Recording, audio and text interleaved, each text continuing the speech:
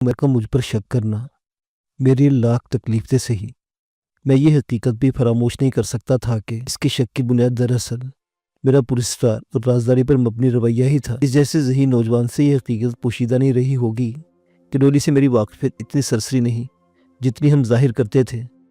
कोई अजनबी औरत खामखा किसी पर इतनी मेहरबान नहीं हो सकती कि अपनी जानो माल निछावर करने पर तुल जाए। मुमकिन है मेरी ज़ुबान से निकलने वाले किसी जुमले या मेरे डोली के दरमियान होने वाले गुफ्तगू के किसी हिस्से से वो समझ चुका हो कि हम दोनों ना सिर्फ पहले से एक दूसरे से अच्छी तरह वाकिफ़ हैं, बल्कि हम दोनों में खासी बेतकल्लुफ़ी भी है। मुमकिन है इसे ये भी सुनगुन मिल गई हो कि डोली का ताल्लुक़ किसी बड़े गैंग से है और वो मुझे भी इसी गैंग का कारिंदा समझ रहा हो। इसकी बदगुमानी को असल तक़वियत मेरे और डोली के मोबाइल फ़ोन पर होने वाले खुफिया राब्ते से पहुंची होगी। वो गालिबन पहले भी हमें मोबाइल फ़ोन पर बातें करते सुन चुका था।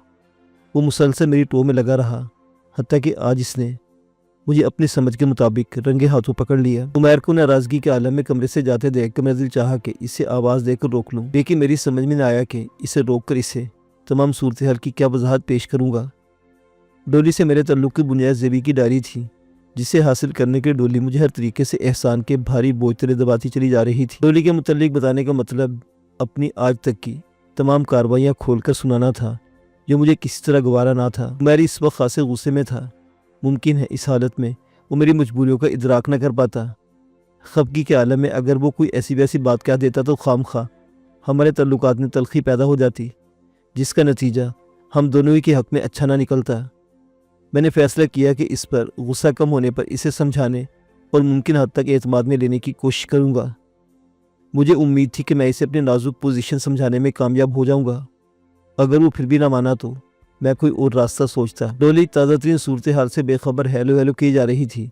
मिस्टर दानिश, क्या तुम लाइन पर मौजूद हो? प्लीज़ जवाब दो। हाँ, मैं लाइन पर मौजूद हूँ। दरअसल मैं एक छोटे से मसले में उलझ गया था। आप ऐसा करें, ठीक 1 घंटे बाद मुझे फ़ोन कर लें। मेरी बात सुनकर डोली कुछ परेशान हो गई। तुम किस मसले में उलझ गए हो मिस्टर दानिश? प्लीज़ मुझसे कुछ छुपाने की कोशिश ना करो। तुम हमारे लिए बहुत ज़्यादा अहमियत रखते हो। हम गवारा नहीं कर सकते कि तुम्हें कोई नुकसान पहुँचे। अरे भाई, ऐसी कोई बात नहीं। दरअसल मेरे साथी उमैर ने मुझे मोबाइल फ़ोन पर आपसे बातें करते देख लिया है। वो अपने दिल में जाने क्या सोच रहा होगा। मैं चाहता हूँ कि पहले से मुतमईन कर दूँ, इसके बाद आपसे गुफ्तगू करूँ। अरे तुम बस इतनी सी बात से परेशान हो गए? मेरी बात कराओ इससे, मैं खुद इसे समझा लूँगी। तुम्हें आखिर ज़रूरत क्या है मुझसे अपना ताल्लुक़ छुपाने की? डोली के लहजे में बला का एतमाद था कि मैं इसकी हदायत पर अमल करने पर मजबूर हो गया। मैं मोबाइल फ़ोन लेकर उमैर के कमरे में पहुँचा, लेकिन वो अपने कमरे में मौजूद ना था। मैंने एक के बाद दीगरे बंगले के तमाम कमरे छान मारे, उमैर कहीं भी नहीं था। मैं दौड़ता हुआ चौकीदार के पास पहुँच, इसने बताया कि उमैर कुछ ही देर पहले बंगले से बाहर निकला था। चौकीदार ने पूछा था कि वो कहाँ जा रहा है, लेकिन उमैर ने कोई जवाब नहीं दिया। वो बंगले से निकलकर कुछ दूर चला था कि इसे एक टैक्सी मिल गई और वो इस टैक्सी में बैठकर किसी नामालूम मंजिल की जानिब रवाना हो गया। मैंने डोली को तमाम सूरत हाल से आगाह कर दिया। ओह, ये तो बहुत बुरा हुआ। इससे कम अज़ कम तुम्हें वजाहत करने का तो मौका देना चाहिए था। बहरहाल तुम मेरी कॉल का इंतज़ार करो, अपने साथियों से बात करके तुम्हें बताती हूँ। शायद इनमें से किसी ने उमैर का ताक़ुब किया हो। वैसे इस बात का इम्कान कम है, क्योंकि मेरे साथियों की असल तवज्जो तुम पर है। तुम्हारे साथी पर उन्होंने तवज्जो नहीं दी होगी। मुझे असल परेशानी ये है कि इसके टांके अभी पूरी तरह नहीं ठीक हुए। ज़रा सी बेहतियाती का नतीजा बेहद ख़तरनाक शक्ल निकल सकता है। अब अपने साथियों से तस्दीक करवाएं कि वो यहाँ से निकल कर अपने ही घर गया या कहीं और। अगर वो अपने घर पहुँच जाए तब भी फिक्र की कोई बात नहीं। अलबत्ता अगर वो किसी और तरफ निकल गया तो गड़बड़ हो जाएगी। ठीक है, मैं पता कराती हूँ, डोली ने कहा और राबिता मुनक़ते कर दिया। मैंने इसे उमैर का पता करवाने का कह तो दिया, लेकिन मुझे यकीन था कि उमैर अपने घर नहीं गया होगा। मुझे इसकी मंजिल का इल्म था। वो यकीनन अपनी खाला के पास मीरपुर खास जाने के इरादे से यहाँ से रुखसत हुआ होगा। मेरे अंदाजे के मुताबिक इसे ट्रेन के ज़रिए ये तवील और आरामदेह सफ़र तय करना चाहिए था। इसे खुद भी अंदाज़ा होगा कि बस में सफ़र करना इसके कच्चे टांगों के लिए ख़तरनाक साबित हो सकता है। तकरीबन 1 घंटे बाद डोली का फ़ोन आ गया। इसका जवाब मेरे अंदाजे से मुख्तलिफ नहीं था। उमैर अपने घर नहीं पहुंचा था। मैंने इस इत्तला पर तशवीश का इज़हार किया और कुछ देर गुफ्तगू करने के बाद मैंने नींद आने का बहाना करके राबिता मुनक़ते कर दिया। कुछ ही देर बाद मैं अपनी गाड़ी में सवार कैंट स्टेशन की जानिब रवा था। मीरपुर खास जाने वाली ट्रेन की रवानगी में 1 घंटा भर बाकी था।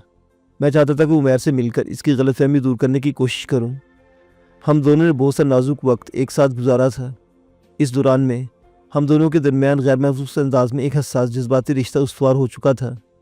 इस रिश्ते का اس انداز میں منقطع ہونا میرے لیے خاصا تکلیف دہ تھا۔ اگر راستے الگ کرنا پڑے تو مناسب ترین طرز عمل یہی ہے کہ ایک دوسرے کے لیے نیک خواہشات کے اظہار کے ساتھ خوشگوار انداز میں ایک دوسرے کو الوداع کہا جائے، تاکہ یادداشت کے پردے پر ابھرنے والی تصویریں ہمیشہ مسکراتی رہیں۔ ایرانی قونصلیٹ کے پاس سے گزر کر دو تلوار چورنگی پہنچنے تک مجھے احساس ہو چکا تھا کہ میرا تعاقب کیا جا رہا ہے۔ وہ سرخ رنگ کی ڈبل کیبن 4 وہیل ڈرائیو پک اپ تھی۔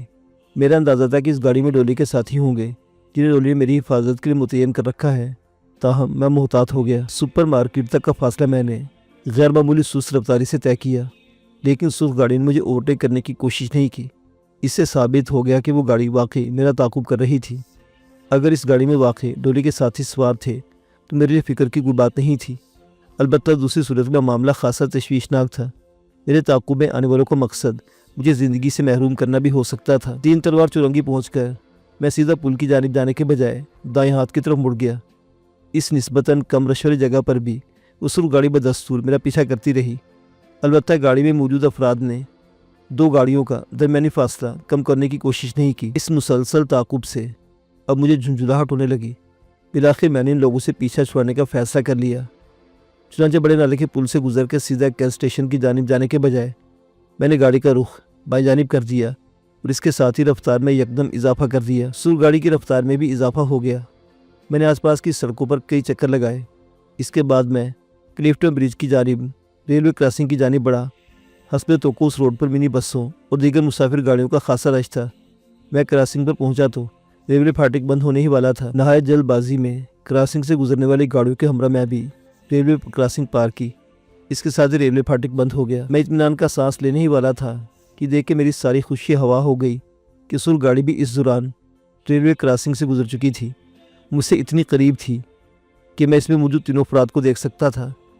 یہ ہر بار ناکام ہونے کے باوجود میں نے ہمت نہ ہاری، بلکہ گاڑی ریلوے لائن کے ساتھ ساتھ کین اسٹیشن کی جانب جانے والی سڑک پر دوڑانے لگا۔ سرخ گاڑی میں موجود افراد بھی شاید اس آنکھ مچولی سے لطف اندوز ہو رہے تھے، لیکن جلد ہی میں نے ایک ایسا داؤ استعمال کر ڈالا جس نے انہیں بے بس کر کے سارا مزہ کرکرا کر دیا۔ تھوڑا سا آگے بڑھتے ہی گورنمنٹ آفیسرز کی کالونی شروع ہو گئی۔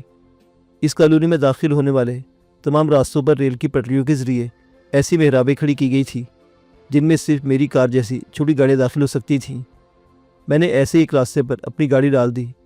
سرخ گاڑی نے بھی اندر داخل ہونے کی کوشش کی، لیکن اس کی اونچی چھت اور اس پر نصب اضافی لائٹس محراب کے اوپری حصے سے زیادہ اونچی تھی، نتیجتاً گاڑی اندر داخل نہ ہو سکی۔ میں عقب آئینے میں سب دیکھتا اور ان کی جھنجھلاہٹ سے محسوس کو کے لطف اندوز ہوتا رہا۔ میں نے آگے جا کر دائیں طرف گاڑی موڑی تو اس وقت گاڑی وہیں موجود تھی۔ دائیں طرف مڑ کر میں تھوڑا سا آگے گیا، پھر میں نے گاڑی روک دی۔ چند سیکنڈ انتظار کرنے کے بعد میں نے گاڑی ریورس کی اور ایک بار پھر موڑ پر پہنچ گیا۔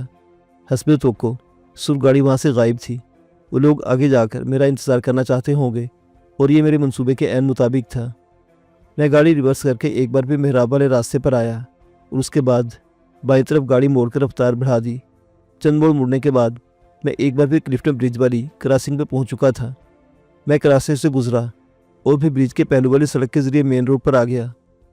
3 تلوار سے میں ایک بار پھر بائیں ہاتھ مڑا اور سیدھا ریس کورس گراؤنڈ کے پاس سے گزر کر کین اسٹیشن کے پاس پہنچ گیا۔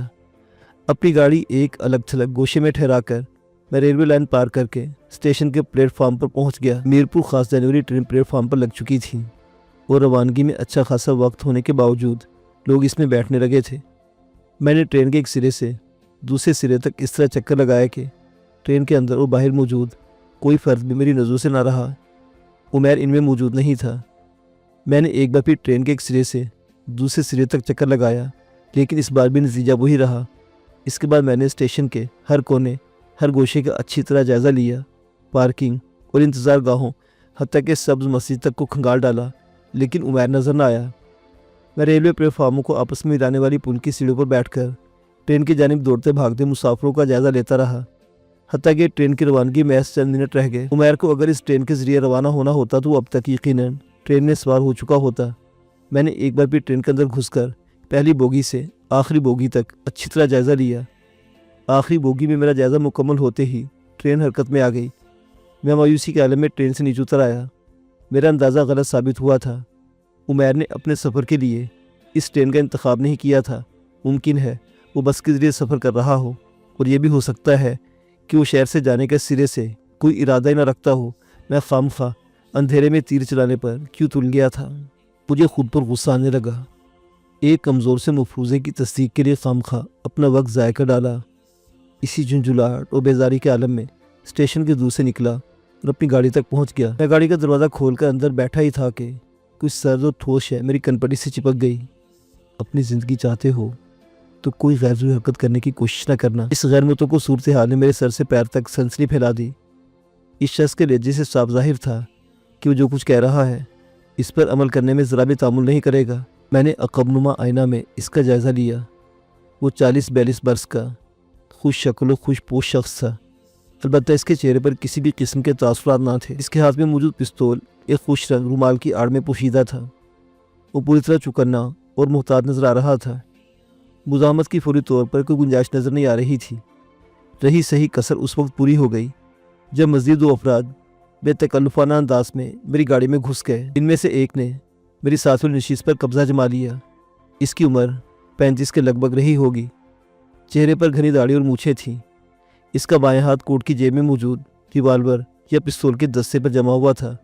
ظاہر سی بات تھی ہتھیار کا رخ بھی میرے سینے کی جانب ہی رہا ہوگا۔ چلو گاڑی آگے بڑھاؤ، رفتار مناسب رکھنا، خوش شکل شخص نے دھیمے لیکن ٹھوس لہجے میں حکم دیا۔ میں نے گاڑی سٹارٹ کی اور اس کے ہدایت کے مطابق آگے بڑھا دی۔ میں اس کی انگلیوں کے اشارے پر ناچنے کے علاوہ اب کوئی چارہ بھی نہیں تھا۔ میں اس وقت کو کوس رہا تھا جب میں نے تنہا گھر سے نکلنے کا فیصلہ کیا، اور اس سے بڑی عقل مندی یہ کی تھی کہ اپنی حفاظت پر مامور ڈولی کے ساتھی کو نہایت جانفشانی سے ڈاج دے دیا تھا۔ کچھ دیر بعد گاڑی کورنگی روڈ پر پہنچ چکی تھی۔ مسجد طوبہ کو پیچھے چھوڑتے ہوئے ہم آگے بڑھتے چلے گئے۔ سن سیٹ بلو وارڈ کا سگنل پار کر کے ہم تھوڑا سے آگے بڑھے تھے کہ مجھے گاڑی سروس روڈ پر لینے کا حکم ملا۔ اختر کالونی کی 0 نمبر گلی کے سرے پر پہنچے گاڑی سائڈ پر رکوا دی گئی۔ چند سیکنڈ کے وقفے سے ایک اور گاڑی میری گاڑی کے عقب میں آ کر رک گئی۔ چلو اترو، میرے مہمانوں میں سے ایک نے پستول کی جھلک دکھا کر کہا۔ اس کے دونوں ساتھی پہلے ہی گاڑی سے اتر چکے تھے۔ ان میں سے ایک نے نہایت احترام سے میرے لیے پچھلی گاڑی کا دروازہ کھول دیا۔ میرے اندر داخل ہوتے انہوں نے نہایت ماہرانہ انداز میں میری تلاشی لے ڈالی۔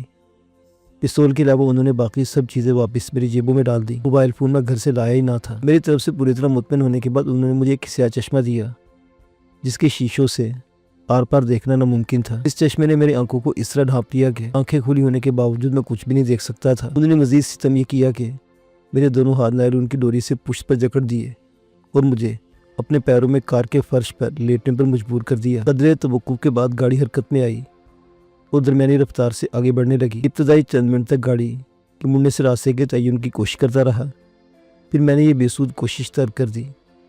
اس کا فائدہ بھی تو کچھ نہیں تھا۔ نہ جانے مجھے ان لوگوں کے چنگل سے زندہ سلامت بچ نکلنا بھی نصیب ہوتا ہے نہیں۔ اس کے واضح راستے اور منزلوں کی تلاش کا معاملہ اٹھتا نہ۔ اگر میرا اندازہ درست تھا، جس کا غالب امکان بھی تھا، تو یہ وہی لوگ تھے جو زیبی کی گمشدگی کے کچھ ہی دن بعد ڈائری کے چکر میں میرے پیچھے پڑ گئے تھے۔ میری ان کے ساتھیوں سے جھڑپ بھی ہوئی تھی اور بالآخر ڈولی کے گروہ کے ہاتھوں اپنے انجام کو پہنچ گئے۔ تاہم اتنا فرق ضرور تھا کہ پہلے جن 4 افراد سے میرا سابقہ پڑا تھا وہ خطرناک اور تربیت یافتہ مجرم نظر آتے تھے۔ ان کے لب و لہجے میں جارحیت اور طرز عمل سے تشدد جھلکتا تھا، جبکہ تینوں اپنے حلیوں اور چال ڈھال سے بہت بڑے بزنس مین نظر آتے تھے۔ مجھے واضح طور پر احساس ہو رہا تھا کہ یہ لوگ پہلے والوں کی نسبت زیادہ خطرناک اور تباہ کن ہیں۔ وہ اندھا سفر گھنٹے بھر سے زائد جاری رہا۔ بالآخر گاڑی رک گئی۔ مجھے اٹھنے کا حکم ملا، لیکن اتنی دیر تک بے حد تکلیف دہ حالت میں پڑے رہنے کے باعث میرے جسم میں خون کی گردش تقریباً مکمل طور پر تھم چکی تھی، لہٰذا میں فوری طور پر کھڑا نہ ہو سکا۔ تب پہلی مرتبہ مجھے ان کے ہاتھوں تشدد کا نشانہ بننا پڑا۔ وہ جو کوئی بھی تھا، اس نے بھاری بھرکم فوجی ٹائپ کے بوٹ پہنے ہوئے تھے، جن کی ٹھوکریں میری کمر اور رانوں پر برس رہی تھیں۔ جب معاملہ حد سے بڑھنے لگا تو مجھے مجبوراً مزاحمت پر آمادہ ہونا پڑا۔ میری محض اندازے سے لگائی کہ بیگ کی خالی نہیں گئی۔ اس شخص کے حلق سے کربناک چیخ برآمد ہوئی۔ عین اسی وقت 2-3 افراد نے مل کر مجھے گاڑی سے باہر گھسیٹ لیا۔ اس کے بعد میرے پیٹ اور سینے پر گھونسے برسنے لگے۔ میں نے اپنے سر کو زبردست جھٹکا دے کر اندھے چشمے سے نجات حاصل کرنا چاہی اور اس میں کس حد تک کامیاب بھی ہو گیا۔ مجھ پر گھونسے برسانے والا شخص انہی تینوں میں سے ایک تھا۔ میری آنکھوں پر سے چشمہ ہٹتے دیکھ کر اس کے ہاتھ تھم گئے، لیکن تب تک میں حرکت میں آ چکا تھا۔ میں نے اپنا جسم اپنے بائیں پاؤں پر متوازن کیا اور دائیں پاؤں کی سیدھی کک اس کی طرف اچھال دی۔ اس نے تیزی سے پیچھے ہٹنے کی کوشش کی، لیکن اس میں صرف اس حد تک کامیاب ہوا کہ میری کک اس کے چہرے پر پڑنے کے بجائے اس کی سینے سے ٹکرائی۔ ضرب کی طاقت قدرے کم ہو جانے کے باوجود میرا وار کارگر رہا۔ اس کے ہاتھ سینے پر جم گئے اور وہ لڑکھڑاتا ہوا پیچھے ہٹتا چلا گیا۔ اس کے دونوں ساتھی اس دوران مجھ پر پستول تان چکے تھے، لہذا میں نے مزید کارروائی کا ارادہ ترک کر دیا۔ ویسے بھی مجھ پر گھونسے برسانے والا اب میرے قریب آنے کا خطرہ مول لینے پر تیار نہیں تھا۔ تبھی میں نے اس شخص کو بھی پہچان لیا جو مجھ پر ٹھوکریں برساتا رہا تھا۔ اس کی صورت میں پہلی بار دیکھ رہا تھا۔ وہ شاید اس بنگلے کے اندر سے گاڑی میں سوار افراد کی مدد کے لیے آیا تھا۔ وہ رہ رہ کر اپنا پیٹ سہلا رہا تھا۔ چوتھا شخص جو گاڑی چلا کر لایا تھا اس تمام معاملے سے لاتعلق پوچھ میں دیوار سے ٹیک لگائے سگریٹ پی رہا تھا۔ جدید طرز کے بنگلے کی چار دیواری اور گیٹ کی بلندی اتنی زیادہ تھی کہ میں بنگلے کے محلے حقوق کے بارے میں کوئی اندازہ نہ لگا سکا۔ مجھے ادھر ادھر نظریں دوڑاتے دیکھ کر وہ سب چونک اٹھے۔ مزید ہاتھ پاؤں چلانے کی ضرورت نہیں، چلو آگے بڑھو۔ یہ وہی شخص تھا جو اب تک مجھ سے گفتگو کی ذمہ داری نبھاتا رہا تھا۔ ہم بنگلے کی عمارت کے داخلی دروازے کے بجائے نسبتاً چھوٹے دروازے سے اندر داخل ہوئے۔ اس وسیع اور اس بنگلے میں فرنیچر بہت کم اور معمولی درجے کا نظر آ رہا تھا۔ یہ لگتا تھا جیسے وہ جگہ باقاعدہ رہائش گاہ کے طور پر استعمال میں نہیں تھی۔ سب مجھے اپنے گھیرے میں لیے ہوئے ایک چھوٹے سے کمرے میں پہنچے۔ اس کمرے میں ایک آہنی چارپائی کے علاوہ کچھ بھی نہیں تھا۔ چارپائی پر سے میٹرس غائب تھا، صرف تاروں کا جال باقی تھا۔ بیڈ پر لیٹ جاؤ، حکم ملا۔ 3 عدد ہتھیاروں کی موجودگی میں انکار کی گنجائش ہی کہاں تھی؟ میں چپ چاپ حکم کی تعمیل میں آفت سمجھی۔ آہنی تاروں کے جال کے لچکدار آغوش میں پہنچتے ہی مجھے نیا حکم ملا، اپنے ہاتھ سرہانے کی جانب لے جاؤ۔ میں نے جو ہی اپنے ہاتھ سرہانے کی جانب کیے، ان میں سے ایک نے اپنی جیب سے ایک ہتھکڑی نکالی اور آہنی چارپائی کے سرانے سے گزار کر اسے میرے ہاتھوں میں پہنا دیا۔ اس کے بعد اس نے بالکل اسی طرح کی ایک دوسری ہتھکڑی میرے پیروں میں ڈال کر انہیں پائنچے سے جکڑنے لگا۔ اس دوران میں اس کے دونوں ساتھی مجھے مسلسل گھورتے رہے۔ مجھے ان کے گھورنے کی تو پرواہ نہیں تھی، البتہ میں نے ان کے پستولوں کو گھورتی آنکھ کو نظر انداز کرنے کا متحمل نہیں ہو سکتا تھا۔ چنانچہ میں نے کسی قسم کی مزاحمت نہیں کی۔ میری طرف سے پوری طرح مطمئن ہونے کے بعد وہ مجھے اسی حالت میں چھوڑ کر کمرے سے باہر نکل گئے۔ تنہا ہوتے ہی شدید افسردگی اور مایوسی نے مجھے گھیر لیا۔ جانے کیوں یہ اذیتیں، یہ قید و بند کی صورتیں اور خونریز ہنگامے میری زندگی کو بار بار اپنا نشانہ بناتے تھے۔ میں تیز ہوا کے رحم و کرم پر فضاؤں میں آوارہ اڑنے پھرنے والا کاغذ کا پرزہ بن کر رہ گیا تھا۔ ہوا کا ایک تھپیڑا مجھے بلندیوں پر لے جاتا اور دوسرا پستیوں میں دھکیل دیتا تھا۔ میرے بس میں تو کچھ بھی نہیں رہتا۔ زیبی سے ملاقاتیں میری پرسکون زندگی کو ہنگاموں کے نہ ختم ہونے والے طوفان کا نشانہ بنا ڈالا تھا۔ دوپہر شام میں اور شام رات میں ڈھل گئی، لیکن لوگوں نے میری طرف دوبارہ توجہ نہ کی۔ سردی کی شدت میں لمحہ بلمحہ اضافہ ہوتا جا رہا تھا۔ آہنی چارپائی کی پائنتی، سرہانے اور تاروں کے جال کی برفانی ٹھنڈک میری ہڈیوں میں اترنے لگی۔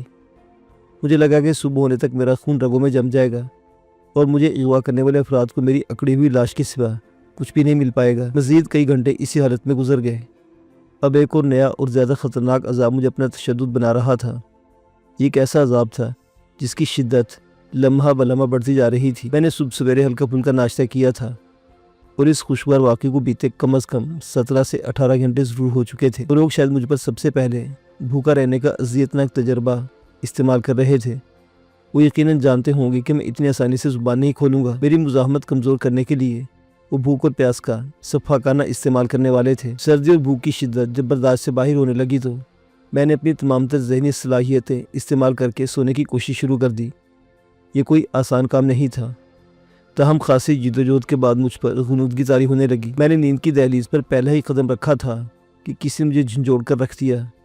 نواب صاحب بیدار ہو جائیے، آپ کے حساب کا وقت آن پہنچا ہے۔ نرم لہجے میں چھپے زہریلے طنز سے مجھے فوری طور پر آنکھیں کھولنے پر مجبور کر دیا۔ وہ شخص گرم 3 پیس سوٹ میں ملبوس تھا۔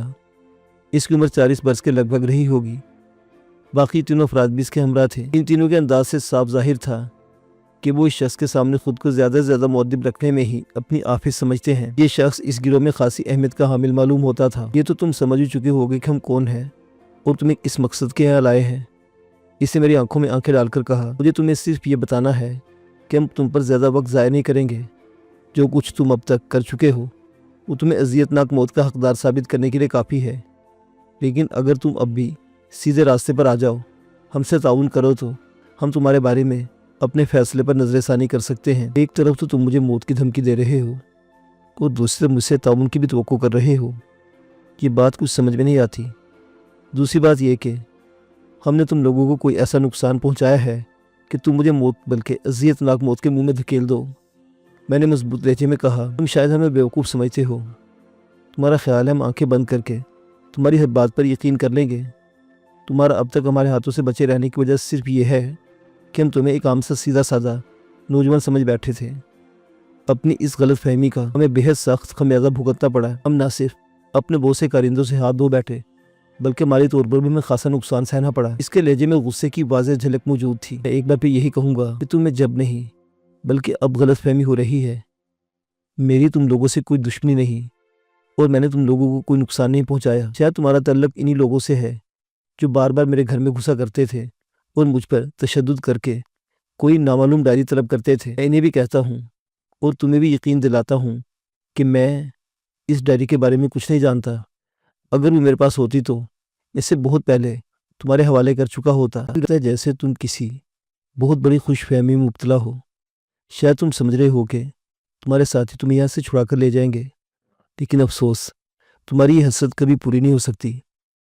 اس عمارت پر پوری فوج بھی حملہ کر دے تو ہمارا کچھ نہیں بگاڑ سکتی۔ بالفرض ہمیں پسپائی پر مجبور بھی ہونا پڑا تو اس سے پہلے تمہیں ضرور جہنم پہنچا دیں گے۔ تمہیں شاید پتہ نہیں میرا ایک ساتھی تمہارے خون کا پیاسا ہو رہا ہے، لیکن میں نے ان کا کیا بگاڑا ہے؟ اگر وہ اس سے مجھے جملہ مکمل نہیں کرنے دیا تو تم سمجھتے ہو وہ اپنے ساتھیوں کے قاتل کو معاف کر دیں گے؟ اگر ہمیں علم ہوتا کہ تم تنہا نہیں ہو بلکہ تمہارے ساتھ پورا گروہ ہے، ہم تمہارے ساتھ تمہارے گروہ کا بھی پکا علاج کر دیتے۔ بہرحال اگر تم نے ہماری بات نہ مانی تو ہم پہلے تمہیں اور اس کے بعد تمہارے ساتھیوں کو چن چن کر ختم کر دیں گے۔ میرا تمہارے ساتھیوں کے قتل سے کوئی تعلق نہیں ہے۔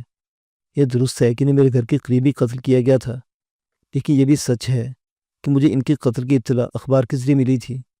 میرا کوئی گروہ نہیں۔ تم لوگ خام خواہ میرے پیچھے پڑ گئے ہو۔ تم واقعی بہت ڈھیٹ ہڈی کے انسان ہو۔ نہ جانے تم نے اپنے دل میں کیا ٹھان رکھی ہے۔ نہ تم نے وہ ڈائری پولیس کے حوالے کی ہے، نہ ہمیں دینے کو تیار ہو۔ بس اس کی مدد سے ہم لوگوں کے خلاف الٹی سیدھی کارروائیوں کے باعث میرے ساتھی اس حد تک برفاختہ ہو چکے ہیں کہ مجھے اطلاع دیے بغیر تمہارا خاتمہ کرنے کی ایک ناکام کوشش کر چکے ہیں۔ تمہاری خوش قسمتی ہے کہ ہاسپٹل کے سیکورٹی گارڈ اپنی جان پر کھیل کر میرے ساتھیوں کا حملہ ناکام بنا دیا۔ اس حملے میں میرے 3 کارندے شدید زخمی ہوئے تھے۔ کہ تم اس حقیقت سے بھی انکار کرو گے کہ تم اس وقت اس ہوٹل کے اندر موجود نہیں تھے؟ وہ حملہ تمہارے ساتھیوں نے کیا تھا۔ حیرت کا جھٹکا اتنا شدید تھا کہ میری زبان سے اچانک جملہ پھسل گیا۔ اس شخص کے چہرے پر اطمینان کی جھلک ابھری۔ اب یہ بھی مان لو کہ گلریز کے اڈے کی تباہی اور وہاں موجود تمام افراد کی ہلاکت کا کارنامہ بھی تم نے اپنے ساتھیوں کے ساتھ مل کر انجام دیا تھا۔ انکار کرنے کی کوشش مت کرنا، کیونکہ میں جانتا ہوں گلریز کے اڈے کا پتہ تمہیں اس ڈائری سے ملا ہوگا۔ اسی ڈائری سے تمہیں اس اڈے سے چلائی جانے والی ڈرگز کی فروخت کے ٹھکانوں کا بھی علم ہوا جو بند ہو چکے ہیں۔ اس انکشاف نے مجھے اس قدر حیرت زدہ کر دیا تھا کہ خاصی حد تک مجھے سمجھ نہیں آیا کہ اس رد عمل کا اظہار کروں۔ گلریز کے اڈے پر حملے کا منصوبہ عمر اور اس کے ساتھیوں نے تیار کیا تھا۔ میں تو آخری وقت میں اس منصوبے میں شریک ہوا تھا۔ اس روز سے پہلے تو میں گلریز کے نام تک کسی نہیں واقف تھا۔ کتنا عجیب و غریب اتفاق تھا کہ گلریز کے منشیات فروشی کے اڈے کے حوالے سے تمام تفصیل اس ڈائری میں درج تھی جو لوگوں کے خیال میں زیبی نے میری تحویل میں دے دی تھی۔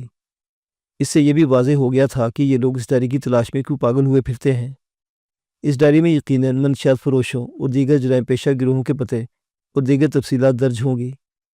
اس ڈائری کا قانون نافذ کرنے والے اداروں کے پاس پہنچنا تمام جرائم پیشہ گروہوں کے لیے مشکلات پیدا کر سکتا تھا۔ ڈولی کا گروہ بھی یقیناً اسی طرح کے دھندوں میں ملوث تھا، چنانچہ وہ بھی مجھ سے ڈائری حاصل کرنے کی سرتوڑ کوشش کر رہے تھے۔ فرق صرف طریقہ کار کا تھا۔ میں فی الوقت جس گروہ کی قید میں تھا وہ سطحی قسم کے حربے استعمال کر کے ڈائری ہتھیانا چاہتا تھا، جبکہ ڈولی کا گروہ مجھے دولت کا لالچ دے کر اور مختلف طریقوں سے احسان مندی کا بوجھ لاد کر اس ڈائری پر قبضہ کرنا چاہتا تھا۔ صورتحال اس قدر گھمبیر ہو چکی تھی کہ میں مکمل طور پر بے دست و پا ہو کر رہ گیا تھا۔ مجھے پورا یقین ہو چکا تھا کہ میں کسی طرح بھی ان لوگوں کو ڈائری کے بارے میں اپنی بے خبری کا یقین نہیں دلا سکتا۔ یہ لوگ اس ڈائری کو حاصل کرنے کے لیے کسی بھی حد تک جا سکتے تھے، جس میں بدترین تشدد بھی شامل تھا۔ اس تشدد کا نتیجہ بالآخر میری موت کی صورت میں بھی نکل سکتا تھا، کیونکہ وہ خود میرے علم میں نہیں تھی۔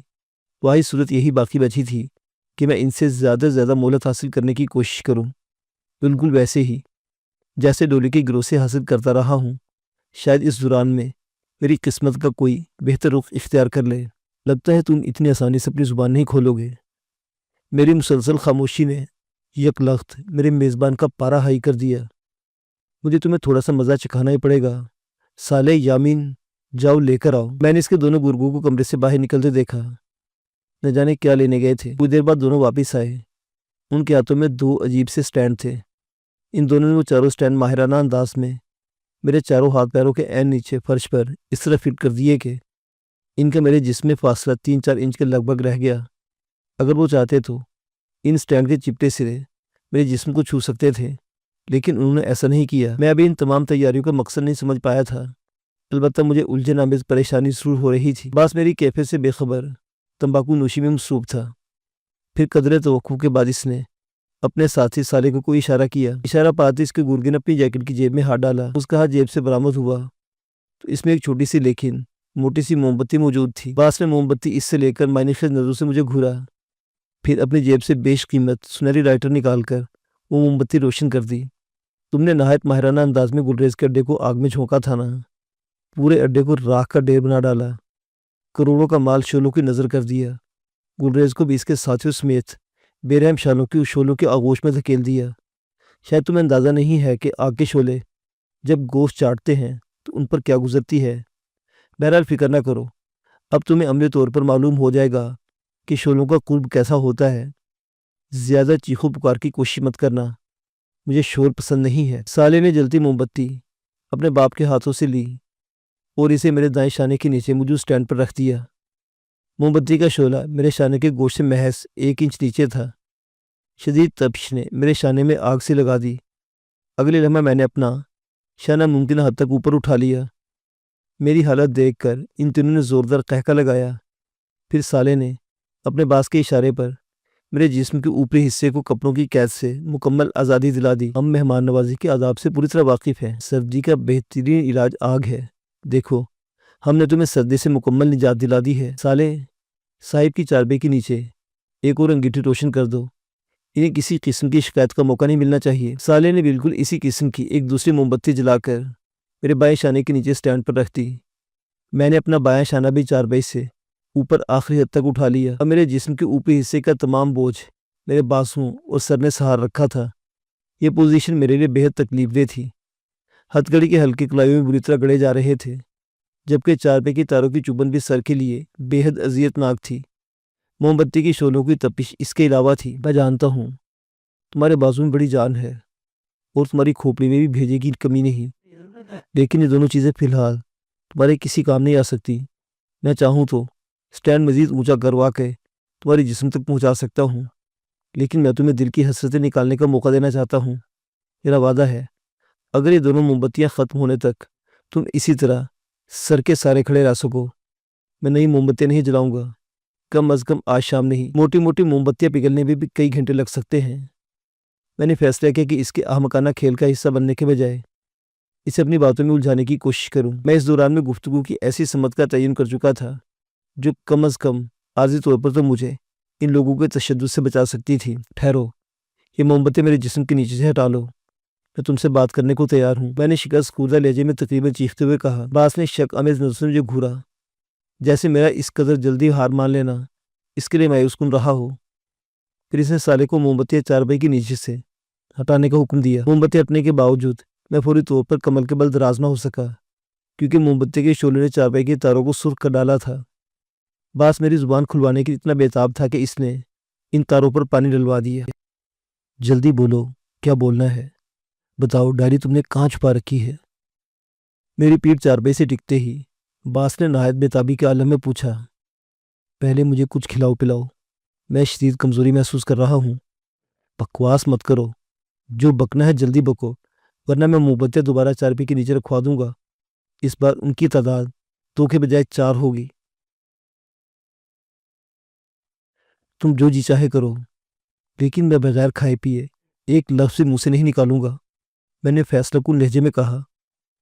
میری بات سن کر باس کے آنکھوں میں خون اتر آیا، لیکن اسے جلدی ہی اپنے آپ پر قابو پا لیا۔ سالے، اس کمینے کے لیے کچھ کھانے پینے کو لاؤ، یہ کھا پی کر مرنا چاہتا ہے تو ایسے ہی صحیح، اگر اسے پھر بھی زبان نہیں کھولی تو مزید رعایت نہیں کروں گا۔ سالے کھانے پینے کا بندوبست کرنے چلا گیا۔ باس کچھ دیر تو بے قراری سے ٹہلتا رہا، پھر کمرے سے باہر نکل گیا۔ میں نے آنکھیں بند کر لی اور اس کہانی کو مزید مربوط بنانے کی کوشش کرنے لگا جو مجھے کچھ دیر بعد سنانی تھی۔ سالے واپس لوٹا تو اس کے ہاتھوں میں ریڈی میڈ کھانا موجود تھا۔ बासी डब्बू रोटी के चंद टोस्ट और 2-3 अंडों का जला भुना आमलेट। साले इस अजीमुशान डिनर को नहायत बेदर्दी से मेरे मुंह में ठूंसने लगा। आराम से मेरी जान, इतनी बेरखुई से क्यों हलक में ठूंस रहे हो? मेहमान नवाजी करना है तो पूरी तरह करो। मैंने साले को मुखातिब किया। इसने घूर कर मुझे देखा। बकबक मत कर, चुपचाप खाता रह। ऐसा न हो कि बास के आने से पहले ही मैं तेरे टोटे कर दूं। क्यों भाई, तू कि मुझसे खार खाए बैठा है? मैंने इसे बातों में उलझाने की कोशिश की। इसने कोई जवाब देने के बजाय मुझे महज घूरने पर इक्तफा किया और एक बार फिर निवाला मेरे मुंह में ठूंस दिया। खाने का हर निवाला, पानी का हर घूंट मेरे हौसलों की शिकस्त दीवार को मजबूती बख्श रहा था। मुझे लगा जैसे मेरी आंखों में रोशनी लौट आई हो। हाँ बताओ, तुमने वो डायरी कहाँ छुपा रखी है? मेरे खाने से फारिग होते बास एक बार फिर कमरे में आन धमका।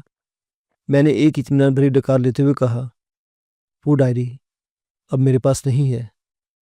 अब तुम्हारे पास नहीं है? क्या मतलब? बास हलक फाड़ कर चीखा। मतलब ये कि वो डायरी मुझे मिली तो मैंने अपनी गिरोह की मदद से इस डायरी में दर्ज मंशियात फरोशी के अड्डों का खात्मा करने का तहैया कर लिया। लेकिन अंग्रेज़ के अड्डे की तबाही के दौरान में हमारा एक साथी शीत जख्मी हो गया और हम सभी मरते मरते बचे। इसके बाद मेरे साथियों के हौसले टूट गए और एक एक करके मेरा साथ छोड़ गए। इतना कहकर मैं खामोश हो गया। फिर क्या हुआ? जल्दी बको, डायरी के बारे में बताओ। बास एक बार फिर हलक फाड़ कर चीखा। वही तो बता रहा हूँ भाई, ज़रा सुकून से सुनो। गिरोह ख़त्म होने के बाद मैं खामोश होकर बैठ गया। अलबत्ता मैं इस दौरान में मुसलसल इस डायरी के लिए कोई मुनासिब गाहक तलाश करता रहा। दरअसल मैं इस डायरी के ज़रिए ज़्यादा से ज़्यादा माल कमाना चाहता था। गुलरेज के अड्डे पर हमला करने की वजह भी यही थी कि मुझे वहाँ से लंबा माल हाथ लगने की उम्मीद थी, लेकिन वहाँ से सिर्फ 3 लाख रुपए हाथ लगे, जो हम चारों ने आपस में बांट लिए। मेरे 2 साथी तो अपनी रकम लेकर न जाने कहाँ चले गए, जबकि मैं अपने तीसरे साथी के सेहतयाब होने का इंतज़ार करने लगा। जब तुम्हारे साथियों ने हॉस्पिटल में हमला किया तो मैं खौफज़दा हो गया। मैंने अपने साथी को हॉस्पिटल से डिस्चार्ज करवाया और एक महफूज जगह रुपोश किया। इस दौरान में मुझे एक पार्टी टकरा गई। मैंने मुँह मांगी कीमत पर वो डायरी उस पार्टी के हवाले कर दी। खिलाफ तवक्कुह ने मेरी बात सुनकर किसी फौरी रद्दअमल का इजहार नहीं किया। वो किसी गहरी सोच में गिरफ्तार था। एक तवील सांस लेकर अपने ख्यालात की दुनिया में वापस लौट आया। अब मेरी समझ में आया कि तुम अचानक रातों रात बंगले और गाड़ी के मालिक कैसे बन गए। खैर, तुमसे तो मैं बाद में निपटूंगा। पहले मुझे इस डायरी के खरीदारों को पता चलाना है। वैसे सच, बास की बात अधूरी ही थी कि एक ज़बरदस्त धमाके से दरोदीवार लर्ज उठे। शायद कहीं बहुत करीब कोई ताकतवर बम फटा था। मुअज़्ज़िज़ सामीन व नाज़रीन, दास्तान अभी जारी है।